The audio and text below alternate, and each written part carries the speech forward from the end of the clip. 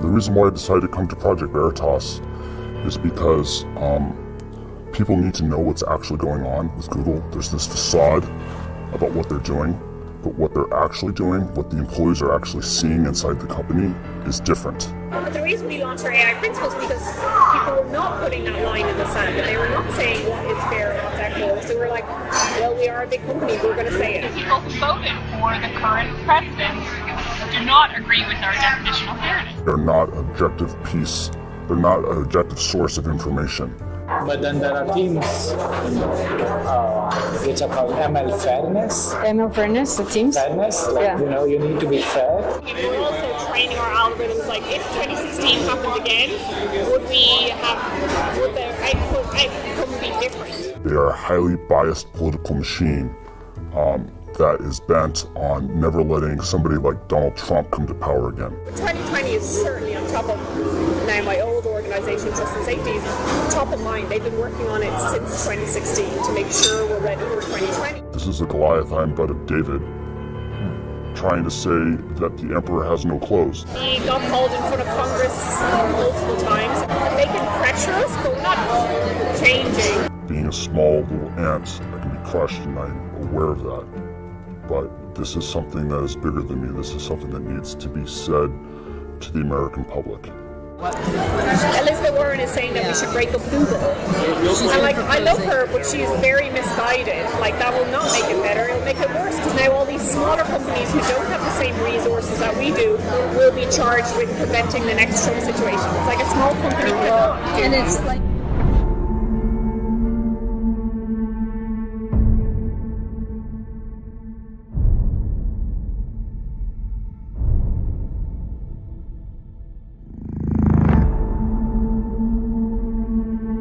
Earlier this year, a Facebook insider exposed deboosting of conservatives on Facebook. That insider inspired someone at Pinterest to come to Project Veritas with his story. Last week, we released a report from the Pinterest insider Eric Cochran detailing censorship of pro-life and Christian content. The tech companies can't fight us all. Today, we bring you a Google insider, a brave man who came forward and brought us a story that will scare you. I think sunlight is the best disinfectant, and people need to start asking questions. A couple weeks before the Google insider came forward, Project Veritas secretly recorded with Jen Janai, a Google executive. Janai talks about making sure when people search for things through machine learning algorithms, Google's political agenda is always present. We all got screwed over in 2016. Again, it wasn't just us, it was like people got screwed over, the news media got screwed over, everybody got screwed over, so now we're rapidly being like, what happened there? How do we prevent it from happening again? Right after Donald Trump won the election in 2016, the company did a complete 180 in what they thought was important. Before, they thought self-expression and giving everyone a voice was important. But now they're like, hey, there's a lot of hate, and because there's a lot of hate and misogyny and racism, that's the reason why Donald Trump got elected. And so we need to fix that. And we need to start policing our users because we don't like to have an outcome like that. We don't want to have an outcome like that to happen again. Yeah, let's talk a little about that. Tell me more about what you observed at these meetings right after Trump was elected. Who said it? What was said exactly? So the things that changed was that the TJFs, they started talking about the need to combat hate and racism online, and also at YouTube they had the same talks by the CEO Susan, and they talked about combating that and getting rid of unfairness. And so slowly they started introducing the concept of machine learning fairness. Jen Janai is the head of responsible innovation at Google Global Affairs. She determines policy and ethics for machine learning, or artificial intelligence. What we've learned is that AI is increasingly what Google Search is all about. But the reason we launched our AI principles is because people were not putting that line in the sand, and they were not saying what is fair and what's equitable. So we're like, well, we are a big company, we're going to say it. Where my definition of fairness and bias specifically talks about historically marginalised communities, and that's who I care about. Communities who are communities who are in power and have traditionally been in power are not who I'm solving fairness for.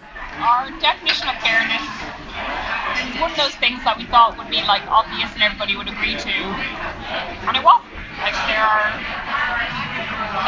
the same people who voted for the current president do not agree with our definition of fairness. Fairness is a dog whistle.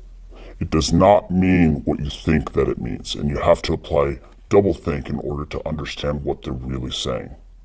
And what they're really saying about fairness is that they have to manipulate their search results so that it gives them their political agenda that they want. And so they have to rebias their algorithms so that they can get their agenda across. You know, to unpack everything that she's saying that she wants the algorithm to be fair to a hand-picked representative of that community means that what she's trying to do is she's trying to sell you a product that is not objectionable.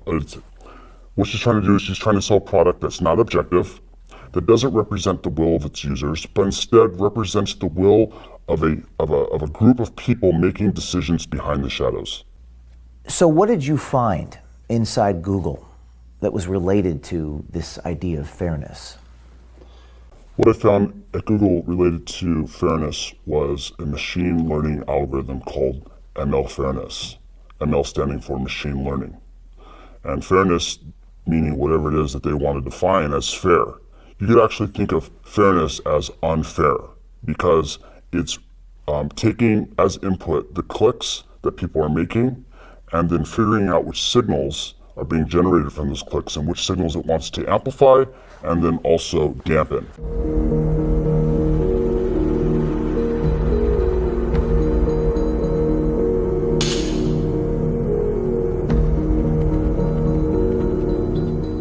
So I have Google.com up in front of me, and I'm going to try to put this AI machine learning thing to the test. I'm going to type in the following words: men can. And I see men can have babies, men can get pregnant, men can have periods, men can cook. Do most people search for that stuff, or what is the company doing internally? You know, people aren't searching for this. This is literally coming from source of truth databases that they've selected represent the truth and that they are pulling this information from. And then we try it again with, let's try this with women can. I see women can vote, women can do it, women can do anything, women can be drafted. Yes. That seems a little interesting. So all these examples are part of the social justice narrative, right? And so the sources of truth that ML Fairness is selecting from to amplify are saying these keywords. And so because that source of truth has been vandalized, the output of the algorithm is also reflecting that vandalism. Project Veritas also received a trove of confidential documents from within Google. This document is about algorithmic unfairness. It reads, quote, "For example, imagine that a Google image query for CEOs shows predominantly men. Even if it were a factually accurate representation of the world, it would be algorithmic unfairness," unquote. Gaurav Gite, a Google software engineer, independently verified the thesis of this document. But then there are teams which are called ML Fairness. ML fairness, the teams. Fairness, like, Yeah. you need to be fair. Yeah. So they're trying to modify the model such that even if the data for female CEOs is It's low. It's low. It kind of balances out. It still balances out. Now, this is a confidential document, correct? Yes. It's not a document that Google has come out and admitted that this is their process. That's correct. And in this document, it says, I'm going to read from it. In fact, if you brought this up without the document, they would say that this is a conspiracy theory.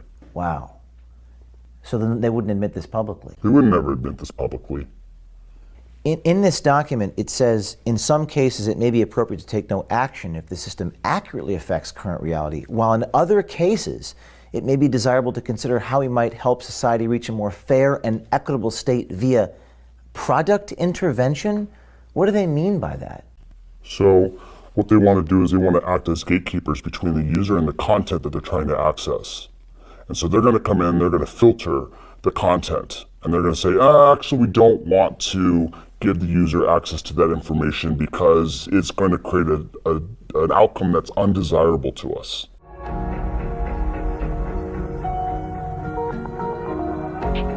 So this was an internal-only Google document which says the goal is to establish, quote, a single point of truth for definition of news across Google products, unquote. What does this mean? When they mean single point of truth, what they mean is alignment with the narrative. And so the narrative is manufactured by establishment players, and what they're looking to do is they're looking to boost authoritative content. Accusations on around the fairness is that we're unfair to conservatives because we are choosing what we define as credible news sources, and those news sources don't necessarily overlap with conservative sources, and so we're getting accusations of fair from one side. Does Google have an editorial agenda? Does the company make news decisions? Is that what I'm seeing in this document? Yes. This is describing what's happening with Google News. Would Google have a problem if people saw this document? Yeah, I think so. Why wouldn't Google want people to see this document? The reason why is because right here in some of these boxes, they're applying editorial, their editorial agenda onto the news sources. And if you were to expand that, you would see that there's machine learning fairness within these algorithmic checks. And they state right here that it's for crawlability and extractability, but in reality, does it fall in line with their agenda? And if it does, it pops to the top, and if it doesn't, then it gets buried. Other internal documents expose Google's hopes for ML fairness. Training data are collected and classified. Algorithms are programmed. Media are filtered, ranked, aggregated, and generated. People, like us, are programmed. Sounds like social engineering, not search querying.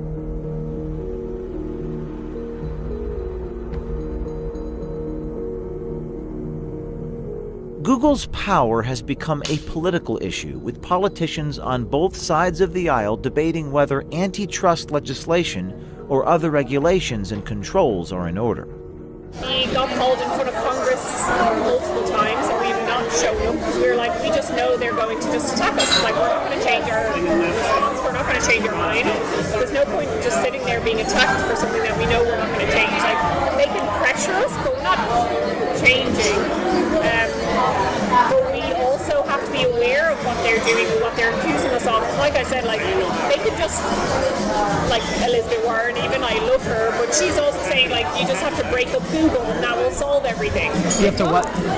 Elizabeth Warren is saying that we should break up Google. And, like, I love her, but she's very misguided. Like, that will not make it better, it'll make it worse, because now all these smaller companies who don't have the same resources that we do will be charged with preventing the next Trump situation. It's like a small company cannot do. And it's like The White House won't play a role in making things more fair, so people are holding us accountable to fill in the gap of what should be fair. Right now, there's a lot of chatter in Washington, D.C., antitrust discussions and legislation being mentioned about breaking up Google.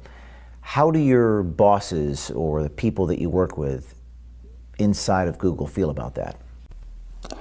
For the most part, they're ignoring it. To them, it's not even happening. They don't see it as a real threat because it's something that's already happened before and passed. She just said what Google's really thinking, and they won't say in public. But she just said, what a lot of us see and know to be true. And you guys just got her, and she just said the truth. They're not an objective piece. They're not an objective source of information. They are a highly biased political machine that is bent on never